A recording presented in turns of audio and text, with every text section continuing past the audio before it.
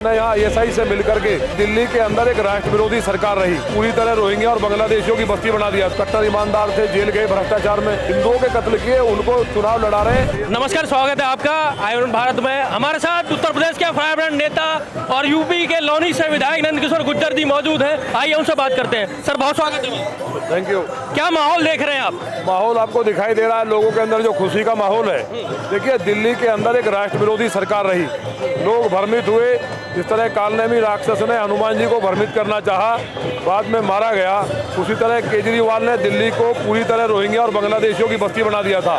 झुग्गी के नाम पे जो बात कर रहे हैं, रोहिंग्या और बांग्लादेशी की बात कर रहे हैं, जो पुराने झुग्गीवासी हैं, जो यहाँ के रहने वाले हैं, उनको एक एक को माननीय प्रधानमंत्री जी पक्के मकान दे रहे हैं। और यहाँ केवल कह नहीं रहे हैं, पूरे देश में दिए।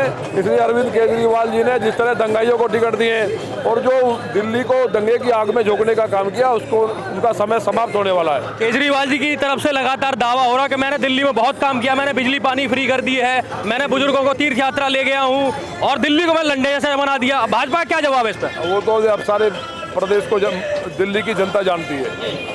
उनके जो जिस तरह के कारनामे रहे हैं, वो कट्टर ईमानदार थे, जेल गए भ्रष्टाचार में। तो केजरीवाल तो जितना भी बोलता है, वो कभी सत्य बोल नहीं सकता जीवन में। सबसे बड़ी बात है कि वो राष्ट्रद्रोही व्यक्ति है। उसने यहाँ आईएसआई से मिलकर के, बड़ी बात कह रहा हूँ, फंडिंग लेकर के दिल्ली में चुनाव लड़े। और अब जो जिन्होंने यहाँ हिंदुओं के कत्ल किए, उनको चुनाव लड़ा रहे हैं। और मौलवियों को तनख्वाह देने की बात, तमाम चीज़ें ऐसी हैं जो पूरी तरह से केजरीवाल के जनता पूरी तरह खिलाफ है। एक तरफा कमल खिलने जा रहा है। अब महिलाओं को 2100 रुपए देने की उन्होंने घोषणा की, उन्होंने फॉर्म भी भरवाए हैं, उसकी क्या है भाजपा के पास? किसी को मिला ही नहीं है कुछ भी। सारी महिलाएं कह तो रही है, मिला किसको है? और जो हम बोलते हैं मोदी जी की गारंटी है, मोदी जी ने इस देश में जो कहा है वो किया है। इसलिए महिलाओं के लिए, चाहे मध्य प्रदेश में लाडली बहना योजना हो, एक व्यक्ति नहीं कह सकता। ये सब वायदे हैं कांग्रेस के, आम आदमी पार्टी, इनका कोई मतलब नहीं है।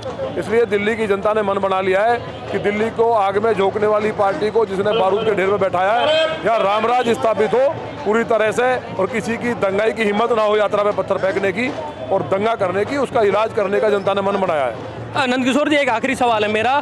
2020 के अंदर यहाँ पे दिल्ली में दंगे हुए थे, इस पूरे इलाके में दंगे हुए थे, क्या उनका प्रभाव अभी भी है? जनता उन दंगों में किस किस आदमी क्या क्या भूमिका रही? आम आदमी पार्टी के कई लोग शामिल रहे दंगों में, तो यहाँ की जनता क्या उस पर विचार करेगी वोट देने से पहले? विचार करेगी। उसी का तो माहौल है कि चारों तरफ जश्न का माहौल है और रामराज के ये आभास है। मुझे उम्मीद है कि यहाँ दंगे की तो बात जो हुई है, वो तो जहन में लोगों के है ही, उनके कुकर्म भी लोगों के जहन में है।